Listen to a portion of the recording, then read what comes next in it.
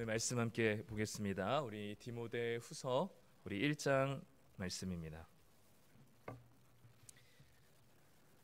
신약성경 343쪽에 있습니다. 디모데후서 1장 1절부터 8절까지 말씀입니다.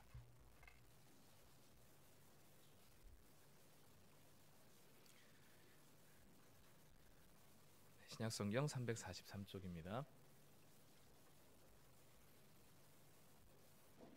디모데후서 1장 1절부터 8절까지 말씀 우리 교독하도록 하겠습니다. 제가 먼저 1절부터 읽겠습니다. 하나님의 뜻으로 말미암아 그리스도 예수 안에 있는 생명의 약속대로 그리스도 예수의 사도된 바울은 사랑하는 아들 디모데에게 편지하노니 하나님 아버지와 그리스도 예수 우리 주께로부터 은혜와 긍휼과 평강이 내게 있을지어다. 내가 밤낮 간구하는 가운데 쉬지 않고 너를 생각하여 청결한 양심으로 조상적부터 섬겨오는 하나님께 감사하고 내 눈물을 생각하여 너 보기를 원함은 내 기쁨이 가득하게 하려 함이니 이는 내 속에 거짓이 없는 믿음이 있음을 생각함이라. 이 믿음은 먼저 내 외조모 로이스와 내 어머니 유니게 속에 있더니 내 속에도 있는 줄을 확신하노라.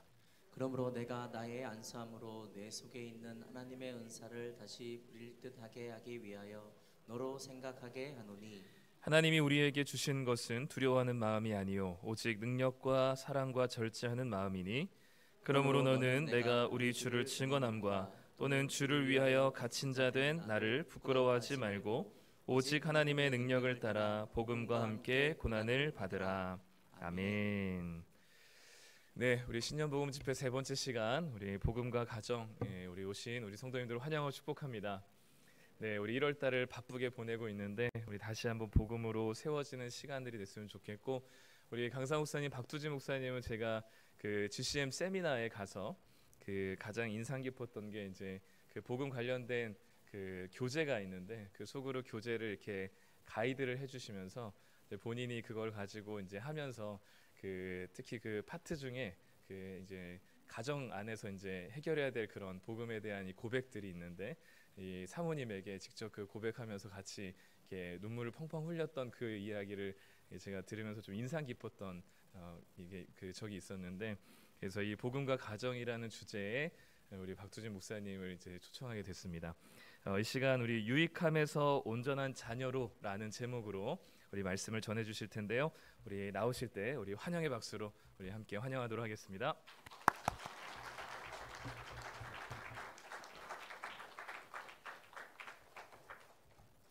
만나 뵙게 돼서 영광입니다.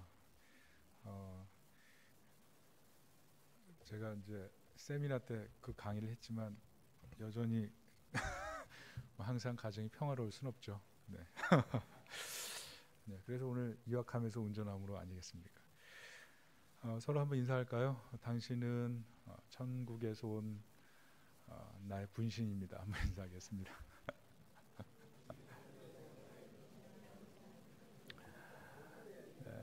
서로 한번 칭찬하겠습니다. 당신을 보니 행복합니다. 한번 인사하겠습니다. 유약함에서 온전한 자녀로 이런 말씀 전하겠습니다.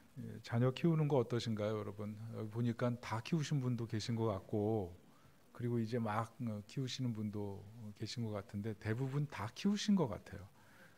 그죠? 다 키우신 것 같고 이제 또 막 가정 안에서 새싹처럼 자라나는 그런 분들도 있는 것 같습니다. 최근에 어떤 자매랑 상담했는데 그러더라고요. 목사님, 저는 결혼 안 할래요. 왜 그래? 그랬더니 결혼하면 여자는 식모되고 남자는 뭐 아무 손가락 까딱도 안 하는 그런 사람 되는 건가요? 저는 이런 불평등한 관계에 들어가고 싶지 않습니다. 이렇게 얘기하더라고요. 그래서 속으로 이거 어떡하려고 그러나, 나이는 꽉 찼는데 이거 큰일 났다 생각을 했는데 요즘 세대들이 그렇습니다.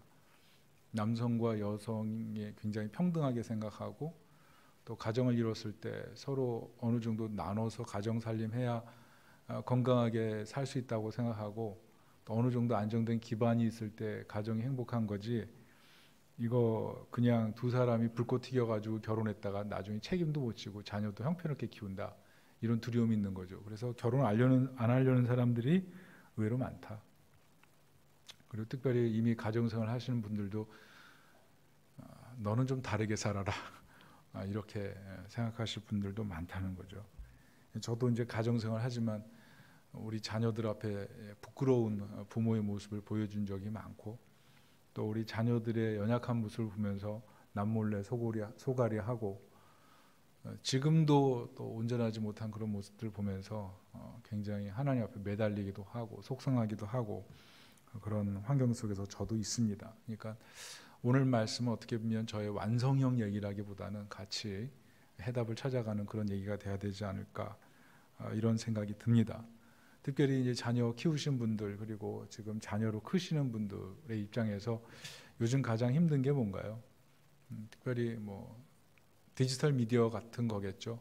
뭐 아이패드나 그리고 뭐 핸드폰 같은 걸로 계속 영상 시청하고 또 밥 먹으면서도 핸드폰 보고 이런 자녀들, 대화가 어느 순간 안 돼 버리죠. 그래서 너는 도대체 집에서 하는 일이 뭐냐? 너의 정체가 뭐냐? 이렇게 생각할 만큼 가정 안에서 이 자녀와 부모와의 어떤 깊은 괴리감이 생기는데 그 중심에 스마트폰, 디지털 미디어가 있다는 거죠. 조나단 화이트라는 분이 불안세대라는 책을 썼어요. 이분이 뭐 뉴욕 경영대학원 교수이기도 하고 긍정 심리학 분야 대가입니다. 이분이 이 책 쓰고 나서 영미권이 확 뒤집혔어요. 어떻게 뒤집혔냐면 자녀들에게 지나친 디지털 미디어를 허락해 주는 것이 그렇게 좋지 않구나 이걸 깨달았어요. 그런데 그것만이 아니라 모든 학교 공교육에서 되도록이면 디지털 미디어를 좀 더 멀리하고 사람과 사람이 가까워지는 교육을 하는 것이 훨씬 더 정서적으로 건강하게 키울 수 있구나 이런 것들을 발견했어요.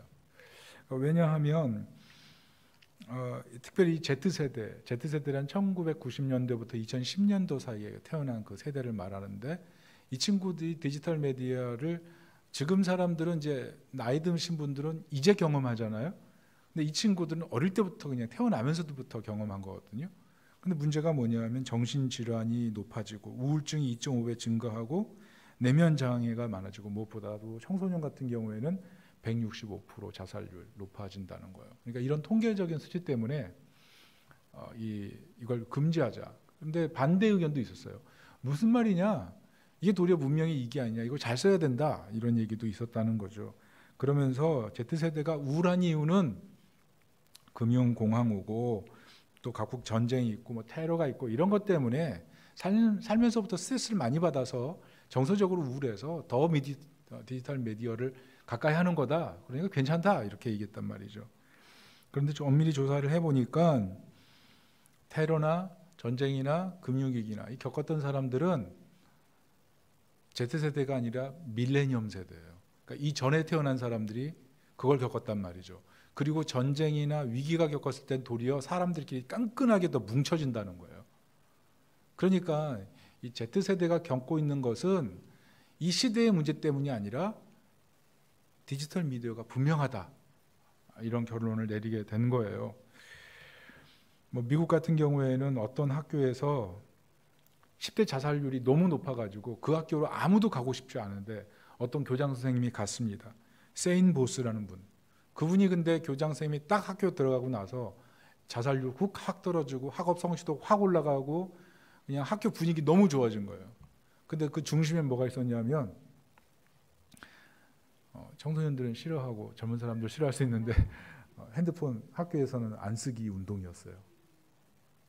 왜 그러냐 하면 청소년들이나 뭐 성인들도 마찬가지예요. 식당 가가지고 밥 먹다가도 핸드폰 보면 어느 순간 뭐 한 앞에 사람이 있건 말건 그냥, 그리고 예배 드리다가도 핸드폰 보는 순간에 목사님 말씀보다 이 정보 탐닉에 대한 욕구가 강해지니까 순간적으로 사람에 대한 게 좀 중요하지 않게 되죠.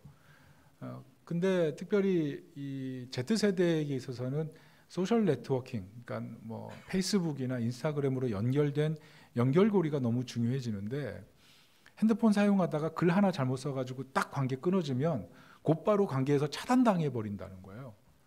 그래서 핸드폰으로 친해진 친구니까 뭐 아무리 겉에서 봐도 핸드폰으로도 많이 교제를 하니까 어느 순간 그 사람과의 관계를 딱 끊어도 아무 문제가 없는 그런 느낌이 되는 거죠. 그러니까 점점 고립감이 느껴지면서 내가 왜 살아야 되지? 막 이런 생각까지 하게 된다는 거죠.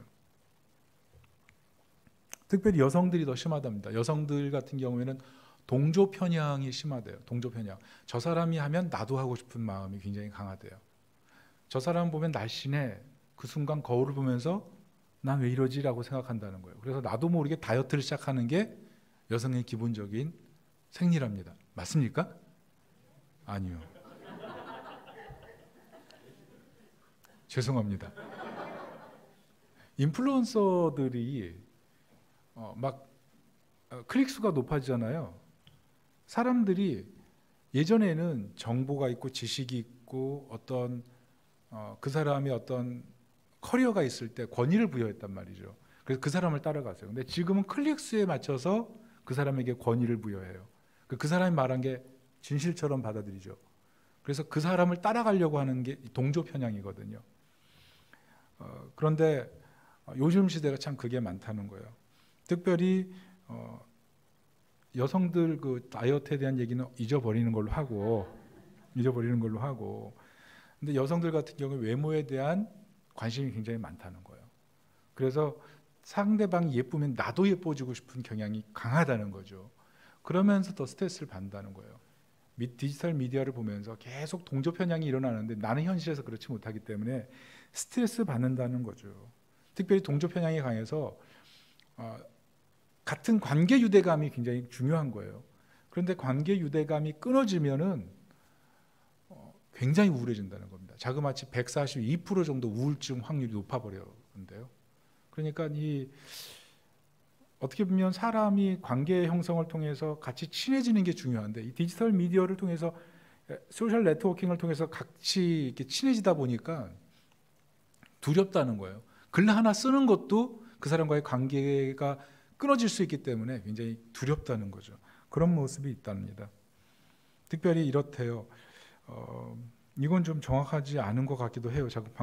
지금 다이어트 때문에 지금 좀 얘기하는데 자신의 좀 험한 모습이 있다는 거예요, 사진에. 근데 누군가가 입수했어요. 그러면서 전화를 오는 거죠. 너 그 모습 내가 갖고 있는데 너 이거 친구들한테 오픈한다? 그러면 너 나랑 친한 친구잖아. 제발 그 사진 오픈하지 마라. 그러면 상대방이 그럼 오픈하지 않을 테니까 좀 더 재밌는 사진 보내봐. 그러면 친구 관계를 유지하기 위해서 더 심한 사진도 보낸다는 거죠.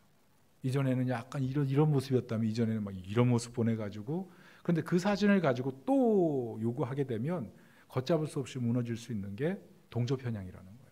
근데 이게 여성들을 약탈하는 방식으로 이상한 사람들이 많이 쓴다는 거죠. 이게 디지털 미디어나 이게 핸드폰을 통해서 이루어지는 세계라는 겁니다. 남자들도 미국 사회에서 요즘 큰 문제래요. 어떤 문제가 생기냐면 대학 졸업을 못 한답니다. 여성은 한 52% 졸업하는데 남성은 들어가면 50% 이하 졸업을 못 한대요. 그 이유 뭔지 아시죠? 게임이에요. 게임을 너무 좋아해서 졸업을 못 한대요. 여러분 혹시 페이커 아십니까? 롤의 황제. 롤은 아십니까? 저도 롤이 뭔지 몰라요. 저희 아이가 제대를 했거든요. 제대하고 와서 저한테 아침에 일어나서 그러더라고요. 아빠, 페이커가 우승했어. 제가 아침부터 무슨 말이야. 걔가 누구야? 여러분 축구 선수 손흥민이 가장 좋아하는 사람이 페이커예요. 그러니까 롤이라는 게임은 여기 나이 드신 분들은 별로 관심이 없어서 그렇지만 젊은 세대에게 있어서는 굉장히 우상적 존재예요. 이런 얘기도 있더라고요. 어떤 버스에 승객이 탑승하면서 혼자 타는데 2인분을 결제를 하더래요. 그래서 아저씨가 물어봤어요. 왜 2인분 결제해? 그랬더니 그러더래요. 제 마음속에 페이커가 있어요. 그러니까 아저씨가 뭐라 그런지 아세요? 이렇게 얘기했대요. 페이커가 탄다면 공짜입니다. 그래서 공짜로 태워줬다니. 무슨 말인지 이해하세요? 이 말이? 근데 그만큼 이제 지금 이 기성세대와 달리 지금 이 자라난 세대에게 있어서는 이 디지털 미디어가 굉장히 인생에서 중요한 삶의 일부분으로 들어와 있다는 거죠. 이것을 이해하지 못하면 굉장히 자녀와의 갈등이 심화될 수 있다. 하여튼 조나단 하이트의 지론은 이런 디지털 미디어에 너무 가까워지기 때문에 결국 관계에 문제가 생기기 때문에 어떻게 하면 좀 더 관계를 가까이 만드느냐, 이게 굉장히 중요한 문제라는 거예요. 그 되도록이면 좀 자녀하고 가정 안에서 놀이를 많이 발견해라. 좀 많이 놀려고 해라. 그래서 그 관계 형성을 견고하게 할 때 가정의 자녀들도 견고하게 자란다. 이런 지론입니다. 그래서 전 세계적으로 좀 더 디지털 미디어를 줄이는 방향으로 학교나 단체에서 이제 연구를 하고 있다고 이렇게 얘기를 합니다. 자, 문제는 오늘 시대에 정말 자녀를 키우는 건 힘든 문제 같아요. 이 디지털 미디어의 홍수 속에서, 문명의 이게 홍수 속에서 자녀를 키우는 것, 이게 정말 어려운 문제 같습니다. 그런데 오늘 본문에 보면 정말 유약하게 큰 한 사람이 있습니다. 그게 누구죠? 디모데예요. 디모데. 유약한 아들로 아예 성경에 못을 박아놨어요. 못을 박아놨어요. 그러니까 비가 오면 눈물이 나는 남자, 그 디모데. 근데 특별히 오늘 성경 본문을 읽다 보면 믿음도 약했어요. 그리고 자신이 얼마나 무능한 존재인지에 대해서도 깊이 괴로워했던 것 같아요. 그리고 감정적으로도 연약했던 존재고, 무엇보다 믿음, 그러니까 자신이 복음을 위해서, 믿음을 위해서 희생하는 것에 대해서도 부끄럽게 생각할 만큼 여러 방면에서 굉장히 유약했던 사람, 그 사람이 바로 디모데였어요. 구체적으로 보면 외적인 시험은 뭐냐면 바울이 어디 있어요? 감옥에 있어요. 죽기 일보 직전이에요. 근데 왜 죽냐 하면 당시 기독교는 반국가 세력으로 사회적으로 낙인 찍혀 있었기 때문에 그렇습니다. 황제 숭배를 하면 로마를 평화롭게 만드는 사람이고, 황제 숭배를 거부하면 사회적인 반역자인 거죠. 그래서 기독교는 반국가 세력이었어요. 황제 숭배 안 하니까. 그래서 지금 기독교도들의 어떤 수계와 같은 그 사람이 지금 감옥에 있는데, 디모데 입장에서는 자신이 이 사람을 정말 사랑하고 존중했을 때 자기에게 다가올 후과가 좋지 않은 거죠. 반국가 세력으로 자신이 존재할 때 거기서 오는 그 스트레스, 그게 오늘 사실 디모데의 큰 외적인 시험이었어요. 또 하나 내적인 시험은 내적인 시험 무엇이냐면 5절 보면 내 속에 거짓이 없는 믿음이 있음을 생각하며, 이런 얘기를 해요. 이 말은 무슨 말이냐면 디모데를 격려하는 거예요. 너 사실 믿음이, 내가 지금 감옥에 갇혀 있고 내가 죽을 날이 얼마 남지 않은 것 때문에 네 마음이 흔들리는 것을 알고 있어. 이 얘기를 하는 거죠. 바울이 이것을 잘 간파했어요. 믿음이 약한 디모데. 그리고 또 하나는 나는 능력이 없다는 절망감. 디모데후서 1장 6절 이렇게 써 있어요. 나의 안수함으로 내 속에 있는 하나님의 은사를 다시 불일듯하게 하기 원한다, 이런 얘기를 했어요. 무슨 말이에요? 디모데가 나는 무능하다는 그런 자괴감을 갖고 있었다는 거죠. 무능하다. 부모로서 자녀 키울 때 사실 그런 생각하게 되고, 그런데 자녀는 부모가 자녀를 키울 때 받는 스트레스보다 커가면서 경쟁사회 속에서 들어가는 그 스트레스, 그거는 부모가 가진 한 10배 정도 된다, 이렇게 봐도 되겠죠. 무능하다는 자괴감. 또 하나는 정서적인 무력감이라 그랬죠. 디모데후서 1장 7절에 뭐라 그랬어요? 하나님이 우리에게 주신 것은 두려운가? 한번 읽어볼까요? 시작. 하나님이 우리에게 주신 것은 두려워하는 마음이 아니요 오직 능력과 사랑과 절제하는 마음이니. 두려움. 바울이 없어진다고 생각할 때 생기는 그 두려움, 막막함.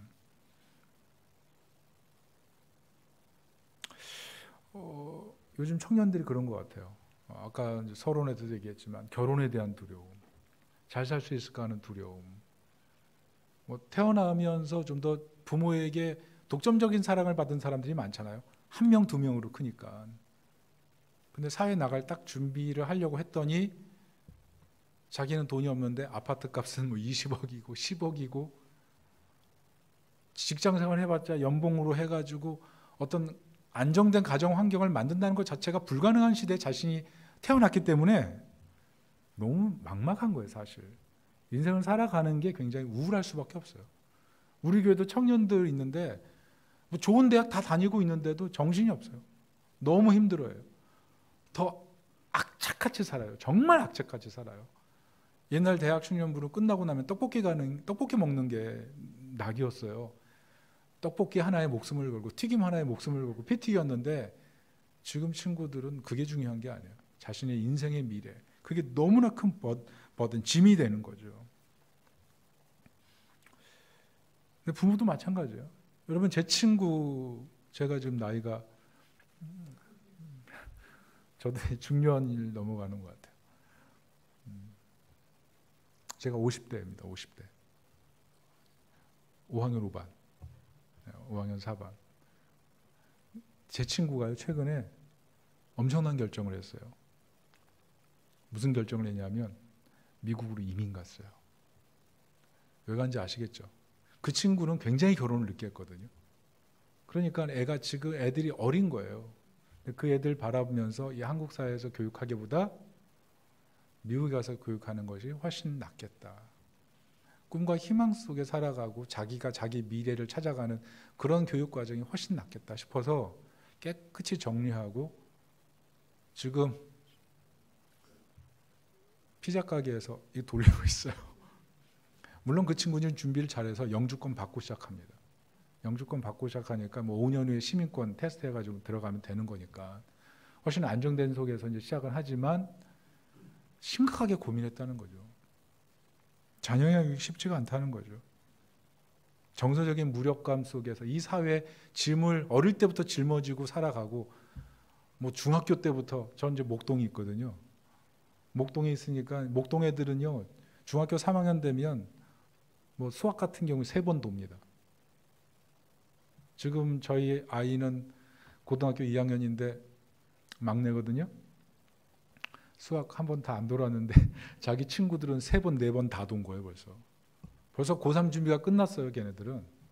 근데 얘는 이제 시작해 보려고 그러고 있어요. 그래서 옆에서 볼 때 제가 좀 안쓰럽죠.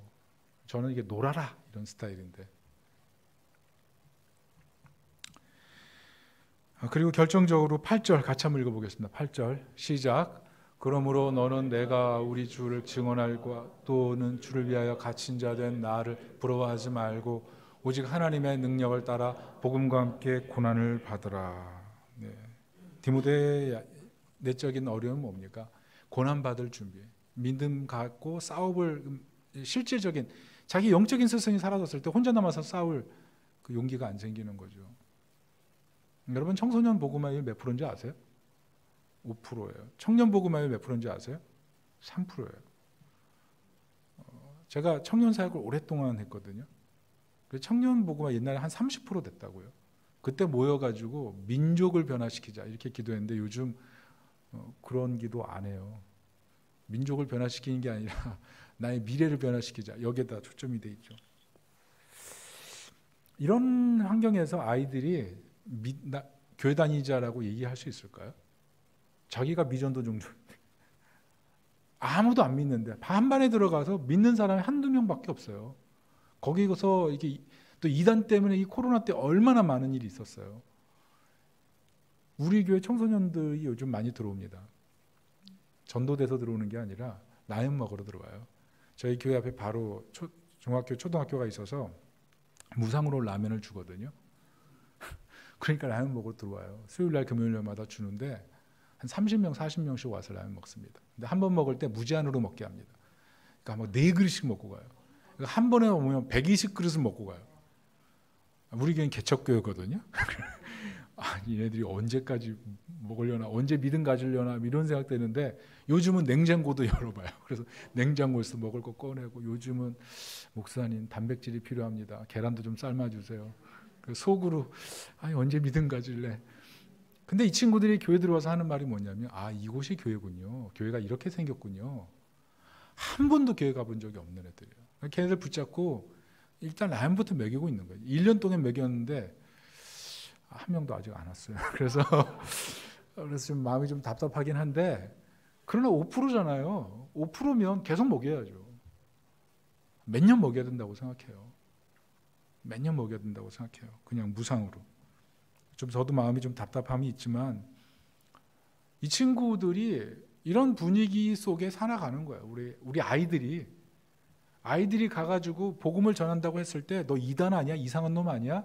이렇게 오해받을 수 있는 충분한 환경 속에 지금 우리 현대 사회가 진행되고 있다. 넌 왜 믿음의 친구가 없니? 라고 물어보기에는 너무 삭막한 시대에 애들은 놓여 있다. 그래서 우리 자녀들을 어떻게 보면 좀 불쌍히 여겨야 돼요. 지금 기성세대는 사실 이렇게 하다가 믿음 생활 잘 유지하다가 하나님 나라 가면 되는데, 우리 자녀들이 맞닥뜨린 환경은 믿음으로 계란으로 바위치는 것 같은 그런 환경 속에 놓여 있다고요. 정말 디모데가 그런 느낌을 받았다는 거죠. 그런데 문제는 이런 자녀들을 바라보면서 부모는 그럼 건강하냐, 부모는 그럼 온전하냐, 그렇지 않다는 거죠. 최근에 목회자 모임을 했는데, 목회자 모임에서 한 목사님이 모임하다가 펑펑 우는 거예요. 왜 울어? 잘 이렇게 커피 마시고 얘기하다 막 우는 거예요. 그래서 왜 울어? 왜 울어? 그랬더니 사실 최근에 이제 자기 아버님 돌아가시고 또 동생 교통사고, 그리고 또 정말 의지했던 성령님 돌아가시고, 여기까지는 그렇지, 조금 아는 정보도 있었으니까. 근데 마지막이 히든 카드였어요. 사실 암이야, 암 판정 받았어. 펑펑 우시더라고요. 목회하면서 사실 스트레스 굉장히 많이 받고 계시거든요. 그런데 암 선고까지 받으니까 궁지에 몰려 있는 거죠. 그러면서 우리 앞에서 펑펑 우는 거예요. 그러니까 진이 빠져 있는 모습으로 와서 펑펑 우는 모습. 근데 사실 부모님들 말 안 해서 그렇지, 인생을 살아가면서 갈수록 힘은 떨어지고 부족한 건 많아 보이고, 사실 진이 많이 빠져 계시죠. 어떻게 해야 될지, 자녀를 바라볼 때 어떻게 키워야 될지 잘 모르는 그런 지금 시간을 보내고 있는 분들이 굉장히 많을 거예요. 하여튼 저는 오늘 설교를 준비하면서 이 교회 가정이라는 주제가 쉽진 않지만, 가장 하나님이 우리에게 주시고 싶은 말씀은 많이 힘들지, 힘내라, 이런 말씀이 아닐까 생각해요. 서로 한번 얘기해 주세요. 하나님이 당신을 위로하기 원하십니다. 부모도 그렇고 자녀들도 그렇고 쉽지 않은 시대입니다. 자, 그렇다면 중요한 것은 디모데가 변화됐다는 게 중요한 거예요. 디모데가 변화됐다는 게 중요해요. 그리고 디모데를 키웠던 부모님이나 그 할머니가 굉장한 만족감에서 디모데를 바라보면서 영광스럽게 생각했다는 거죠. 이 극적인 모멘텀이 생겼다는 겁니다. 변화가 생겼어요. 사도행전 16장 보면 바울 따라서 예수님 믿고 나서 2차 선교 여행 때부터 따라 나서죠. 용감한 믿음의 사람이 됐어요. 그리고 바울이 로마 감옥에 있을 때 제발 와서 좀 나 좀 위로해 줄래? 라고 할 때 제가 같이 목이 달아나는 한이 있어도 같이 가겠습니다. 그래서 감옥에 같이 들어가서 같이 교제하고. 여러분, 로마 사람들은요, 할례 받은 유대인들을 굉장히 무시했습니다. 왜냐하면 할례는 아주 무식한 놈들이 하는 일이라고 생각했거든요. 근데 사실 그렇지 않아요. 굉장히 깨끗하게 몸을 유지하는 방법 중에 하나였는데, 로마 사람들은 할례를 굉장히 무시했습니다. 그래서 유대인들을 보면 약간 좀 어리석은 존재로 이렇게 받아들였는데, 디모데의 아버지는 헬라인이었어요. 근데 이 헬라인에게 지금 바울이 뭐라 하고 했어요? 너 할례 받아라, 이렇게 얘기했거든요. 복음을 위해서 할례 받으라고 얘기를 했어요. 자, 이게 헬라 문화권 아버지 밑에서 자란 디모데에게 충격이었을까요? 충격이 아니었을까요? 이방 선교할 때도 로마인들을 만나면 걸림돌이 됐겠죠. 근데 바울이 복음을 위해서 너 할례 받아라 얘기했을 때 어떻게 했을까요? 여러분, 디도도 이방인이에요.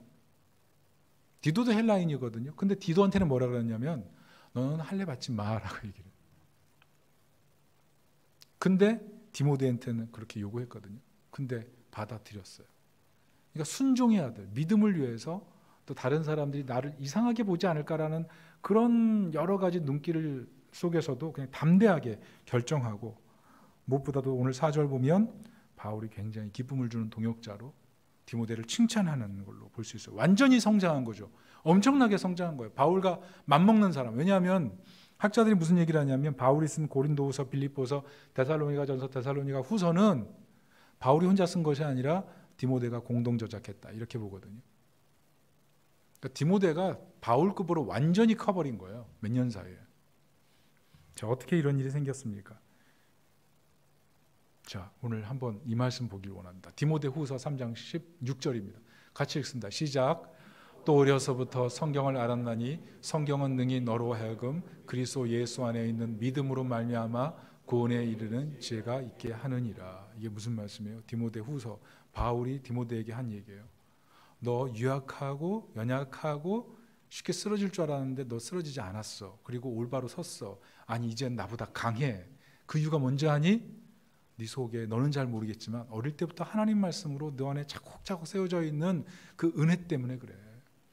말씀을 차곡차곡 쌓아놨다는 거예요. 비록 아버지 헬라인이라서 믿음 없는 분이었지만 어머니 유니게, 할머니 로이스로부터 신앙 전통을 물려받고 하나님 말씀을 어릴 때부터 차곡차곡 쌓음 받으면서 그 말씀이 어느 순간 성령에 의해서, 은혜에 의해서 확 꽃이 피고 열매가 맺는 그 시즌이 들어왔다는 거죠.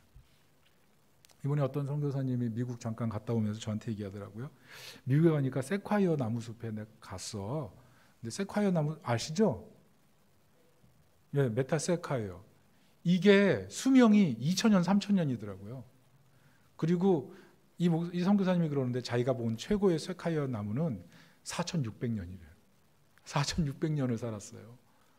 근데 여러분 아시다시피 이 세콰이어 나무가 그렇게 오랫동안 살아남을 수 있었던 이유, 나무 밑에 뿌리가 서로 다 연결되어 있다는 거죠. 서로가 서로를 붙잡아주고 있는 거예요. 그러니까 4600년 풍파를 이기는 거예요. 풍파를. 무슨 말씀입니까? 하나님 말씀도 그래요. 겉으로 보고 읽고 듣고 암송하고 이게 아무것도 아닌 것 같은데 우리 영혼 밑에 점점 굳은 뿌리가 내려서 성령과 우리를 연결시키고 예수님과 우리를 연결시키고 하나님과 우리를 연결시켜서 우리로 하여금 위기를 돌파하게 만들고 우뚝 서게 만드는 능력, 이게 하나님 말씀인 것을 믿으시기 바랍니다. 이 자녀 양육의 핵심이에요. 말씀. 이게 아무것도 아닌 것 같은데 그렇지 않아요. 링컨 어머니가 돌아가실 때 그랬죠. 나는 몇만 에이커의 땅을 너에게 물려줄 수 없지만 이 성경책 하나 너에게 물려주는 것을 최고의 유산이라고 생각한다. 링컨이 독서광이잖아요. 근데 읽을 책이 없으니까 성경만 드립다 계속 봤대죠. 7.8기 인생 아니에요. 수많은 투표 다 수많은 선거 다 떨어지고 마지막 대통령 선거에 당당하게 붙었잖아요. 이게 무슨 말입니까? 결국요, 이 가정 생활을 온전하게, 자녀를 온전하게, 유약한 가정을 온전하게 세우고 지금 이 노년의 삶, 그리고 나이 들어가는 삶을 온전하게 세울 방법은요, 하나님 말씀 붙들고 하나님 말씀을 의지하는 것인 줄로 믿습니다. 여러분, 마귀가 하는 일이 뭡니까? 마귀가 하는 일이 뭐냐면 하나님 주신 꿈으로 살지 않고 인생에 있는 모든 것을 짐으로 생각하게 만드는 거예요. 떨쳐버리고 싶고 도망가고 싶게 만드는 게 바로 마귀의 방법이에요. 특별히 자녀를 바라볼 때 어떻게 바라봅니까? 넌 도대체 누구 닮았니? 이래가지고 부부싸움 하지 않나요? 여기는 상당히 화목한 가정이 많은 것 같습니다. 넌 누구를 닮았니? 누구를 닮았니? 누구를 닮기는 아빠 닮았죠. 누구를 닮기는 엄마 닮았죠. 사실 자녀들이 그 얘기 잘 못해요. 그런데 부모는 그 얘기를 서로에게 합니다. 그러니까 사실은 자녀 얘기를 하면서 상대방의 약점을 공격하는 거잖아요. 그러니까 어느 순간 사랑하는 아내가, 사랑하는 남편이 인생의 짐이 돼서 제발 저 사람에게서 벗어나고 싶다. 마귀가 시험하는 거죠. 그런데 사실 하나님 말씀에 비춰보면 뭐예요? 선물이죠, 선물. 자녀가 선물이고 나의 배우자가 선물이고 지금 우리 가족 식구 안에 있는 모든 사람이 다 선물인 줄로 믿습니다. 선물이에요, 선물. 하나님 말씀이 사람을 보는 관점을 바꾸는 거예요. 저 짐덩어리가 아니고 하나님의 형상이에요. 보배롭고 아름다운 존재인 거예요. 예수님의 보배로운 피로 사신, 값주고 사신 너무나 귀한 선물인 거죠. 또 하나 마귀가 주는 게 뭐냐면 마음에 견고한 진을 세웁니다. 특별히 미움으로 견고한 진을 세워서 어떤 사람을 볼 때 그 비늘이 벗겨지지가 않아요. 계속 멀리 앉는 거예요. 멀리. 가까이 하고 싶지 않은 당신이 되는 거죠. 심지어 부부 사이에서도 그런 갈등은 생길 수 있죠. 옛날 그 실수 기억하고 마음의 응어리가 돼가지고 그의 견고한 진이 돼서 어떤 말을 해도 그 문제만 생각나면 은혜가 다 빠져나가는 그런 마음. 여러분 상처에 집을 세우지 마시고 하나님 은혜로 집을 세우시기 바랍니다. 마음속에 이 견고한 진이 한번 세워지면 이 쉽지가 않아요. 그 상처가 계속 자극해요. 자극. 그래서 옛날에 그냥 이렇게 톡 치고 그냥 톡 밀었는데 이걸 20년 동안 묵상하면서 그때 톡 쳤지만 그때 나한테는 창으로 찌른 거야. 제가 요즘 오늘 상담하고 와가지고 마음이 복잡합니다. 그러니까 상대방이 형편없게 보이는 거죠. 때로는 자신의 큰 실수를 해서 마음에 견고한 진이 있는 거예요. 나 같은 것도 하나님 사랑하실까? 나 같은 것도 하나님 좋아하실까? 내가 기도해도 하나님 이 나의 실수와 나의 실패를 바라보면 하나님 나에게 아무것도 안 해주는 게 당연해. 이런 패배감과 죄책감을 가지고 계속 신앙생활하는 분들이 있거든요. 마이가 그걸 좋아해요. 너에겐 미래가 없어. 넌 사랑받을 자격도 없어. 계속 가정 안에 이런 얘기만 마음속으로 서로 한 사람 한 사람씩 품고 있다면 그게 천국이에요? 아니면 뭐예요? 천국 만들어야죠. 근데 마이가 그렇게 하는 거예요. 근데 로마서 8장 15절 16절은 전혀 다른 얘기합니다. 같이 읽어봅니다. 시작. 너희는 다시 무서워하는 종의 영을 받지 아니하고 양자의 영을 받았으므로 우리가 아빠 아버지라고 부르짖느니라. 성령이 친히 우리의 영과 더불어 우리가 하나님의 자녀인 것을 증언하시나니. 무슨 말이에요? 미래가 있다는 거죠. 하나님 자녀이기 때문에 미래가 있는 거예요. 여러분 하나님이 우리의 미래를 책임져 주실 거 믿습니까? 그 믿음 갖고 예수 그리스도 이름으로 선포해야 돼요. 우리 자녀들 향해서 넌 미래가 있어. 넌 하나님 자녀니까 하나님 책임져 주실 거야. 지금 우리의 형편과 상황은 어렵지만 하나님이 너의 미래의 길을 여실 거야. 담대하게 얘기해 줘야 돼요. 아무리 집안의 여러 가지 형편이 어려워도 남편을 향해서 아내를 향해서 당신은 나의 최고의 선물이야. 당신을 통해서 우리 가정이 더 행복해질 거야. 당신은 축복의 통로야. 이렇게 말해줄 수 있는 은혜가 있기를 예수님의 이름으로 축복합니다. 그래서 견고한 진들이 다 무너져야 돼요. 견고한 진이. 마음속에 도끼가 다 빠져버리고 상처가 다 녹아버리고 그래서 하나님 말씀 붙들고 선포하면서 마음속에 있는 것들이 흔적도 없이 다 녹아서 말씀 붙들고 일어서는 그 은혜가 있기를 축복합니다. 무엇보다도 마귀가 심는 또 하나의 아주 무서운 시험이 뭐냐면 정서적인 무력감이에요. 최근에 유영철 씨 연쇄살인마 신문기사에 난 거 보셨어요? 이분이 감옥에 지금 있는데 매일 꿈꾼대요. 귀신들이 쫓아오는 꿈을 꾸는 거예요. 근데 그 귀신들이 누구냐면 자기가 죽였던 사람들. 자기가 죽였던 사람들이 많은데 대부분 다 시신을 찾았거든요. 근데 자기도 어딘지 모르는 어디에 묻었는지 모르는 사람이 몇 명 있대요. 근데 그 사람들이 밤마다 찾아온대. 그래서 이 사람 막 괴롭히는 거죠. 그러니까 이분이 잠을 못 잔대요. 잠을. 잠드는 순간 나타나니까 미치려고 그런대요. 너무 괴롭다. 이게 사단이 하는 일이죠. 정서적으로 고립시키고 탈진시켜서 아무것도 못하게 만드는 게 마귀가 하는 일이라는 겁니다. 사람은 그래서 영적인 존재예요. 그래서 항상 하나님이 주시는 힘과 능력이 필요한 거예요. 그런데 하나님이 주시는 힘과 능력이 뭡니까? 요한복음 16장 33절입니다. 같이 읽습니다. 시작. 세상에서 환난을 당하나 담대하라. 내가 세상을 이겨노라. 무슨 말이에요? 하나님이 너를 반드시 도우신다. 반드시 이기게 하신다.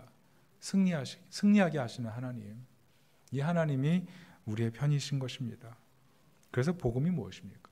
우리가 정말 붙들어야 될 정말 중요한 복음이 무엇이냐 하면 예수님이 우리 곁에 계신다는 거예요. 디모데후서 4장 17절을 한번 같이 읽어봤으면 좋겠어요. 같이 읽습니다. 시작. 주께서 내 곁에 서서 나에게 힘을 주심은 나로 말미암아 선포된 말씀이 온전히 전파되어 듣게 하려 하심이니 내가 사자의 입에서 건짐을 받았느니라. 무슨 말입니까? 사도 바울이 감옥에 갇혀서 너무 낙심되고 지쳐있고 그때 깨달은 게 뭐냐면 주님이 지금 이 감옥에서 바로 내 곁에 계시는구나. 그 믿음이 생기자마자 용기 있게 담대하게 순교의 자리에 섰다는 거죠. 주님이 곁에 계신다. 이게 굉장히 중요한 원리예요. 여러분 지금으로부터 48년 전에 보이저호가 지구에서 출발해가지고 지금 276억 광년 떨어져 있죠. 태양계를 돌고 있어요. 태양계를 돌고 있는데 보이저호에서 신호를 딱 보내면 지구에 도착하는데 23시간이 걸려요. 지구에서 다시 발신하면 보이저호까지 23시간이 걸려요. 그러니까 교신하는데 몇 시간 걸려요? 46시간 걸려요. 자, 그런데 생각해 보세요. 우리가 가정이 힘든 이유가 뭐예요? 자녀의 관계가 어려운 이유가 뭐예요? 부부관계 어려운 이유가 뭐예요? 교신이 안 돼요. 교신이. 서로 간에 교신이 안 돼요. 나는 수신호를 이렇게 들었는데 상대방은 이렇게 보는 거죠. 그러니까 수신과 교신이 잘 안 되는 거예요. 그러니까 서로 마음 상한 일이 너무 많아요. 그런데 은혜가 뭡니까? 주님은요, 우리가 어떤 수신을 보내고 어떤 말, 우리가 어떤 얘기를 해도 주님은 다 받아줄 준비가 끝났어요. 우리 어리석은 말도, 우리가 잘못된 행동도. 생각해 보세요. 우리가 주님 내게 축복해 주시면 이렇게 하겠습니다, 약속한 거 있을 거 아니에요. 그리고 나서 그 약속 지킵니까? 못 지킬 때도 많잖아요. 그런데 하나님은 여전히 우리를 보시며 너는 나의 사랑하는 자녀라고 말씀해 주시잖아요. 세상에 이런 하나님이 어디 계세요? 인간 세상에서 약속 하나 어긴 것 같고 평생 원수가 되는데, 하나님은 우리를 향해서 너는 내 사랑하는 자녀라고 하고 영원히 멀어지지 않는 위치에서 항상 곁에 계시잖아요. 그걸 사도 바울이 발견하고 감옥에서 침체할 수밖에 없는 상황에서 너무 기뻐하면서 담대하게 일어섰다는 거죠.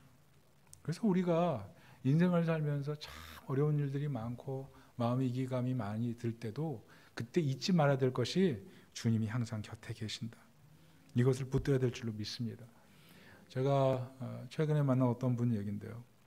아버지 사업이 망했어요. 그리고 동생은 자기 친척 집에 가서 살고 있어요. 그리고 자기는 어디 사냐면 할아버지 집에 얹혀 살게 되는 거예요. 애들은요, 나이 든 분들을 별로 좋아하지 않습니다. 자기 할아버지라고 해도 특별히 집안 망해가지고 엄마 아빠 뿔뿔이, 가족 다 뿔뿔이 흩어져가지고 할아버지 집에 얹혀서 사는 게 이 청소년 때 얘기예요. 청소년 때 쉬웠겠습니까? 일산 살았는데 자기가 다니는 학교는 2시간 거리였대요. 그러니까 이 2시간 동안 일산에서 자기 그 학교까지 2시간 걸려 가면서 무슨 생각했겠습니까? 제가 알고 있는 그 유학 간 친구들, 중학교 때 갔던 애들은 어떤 생각하냐면 부모가 날 버렸다, 이런 생각 지배적으로 하더라고요. 그런데 완전 파산돼가지고 중국에서 연락도 안 되는 그 부모를 놔두고 할아버지 집에서 2시간 걸려서 매번 왔다 갔다 4시간 다니면서 어떤 생각했을까요? 세상에 하나님이 존재한다고? 엄마 아빠가 믿던 하나님 도대체 어디 계셔? 그리고 전철역에, 일산 전철역에 탁 내리면 그 어둑컴한 길, 그 누적누적한 길, 그 가로수길을 걸으면서 하나님은 없다, 하나님 없다, 이런 생각 많이 했다는 거예요.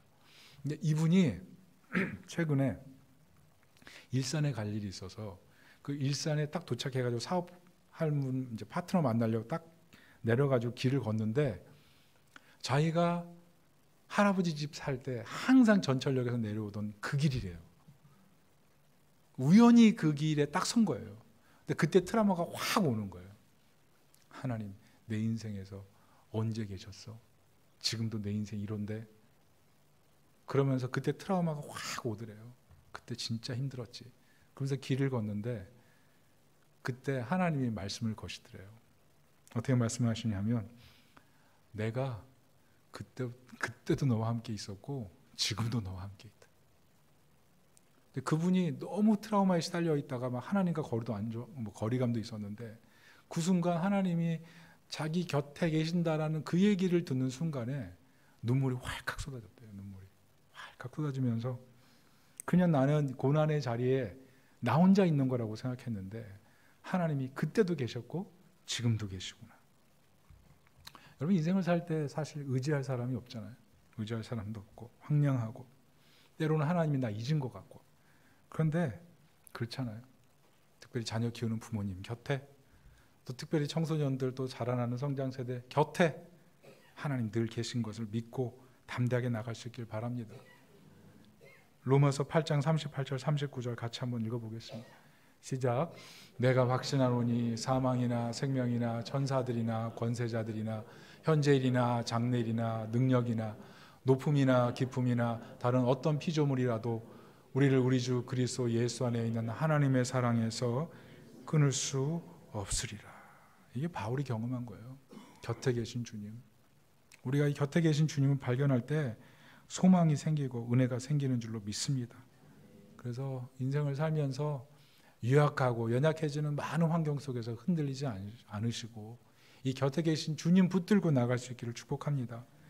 특별히 히브리서 12장 2절, 이게 굉장히 오늘 핵심 구절인데요. 두 번 읽어보겠습니다. 시작. 믿음의 주요 또 온전하게 하시는 이 예수를 바라보자. 믿음의 주요 또 온전하게 하시는 이 예수를 바라보자. 이게 무슨 말입니까? 여러분 복음이 뭔지 아세요? 복음이 무엇이냐면 하나님께서 우리를 약한 자로 놔두시지 않고 온전하게 만드신다는 겁니다.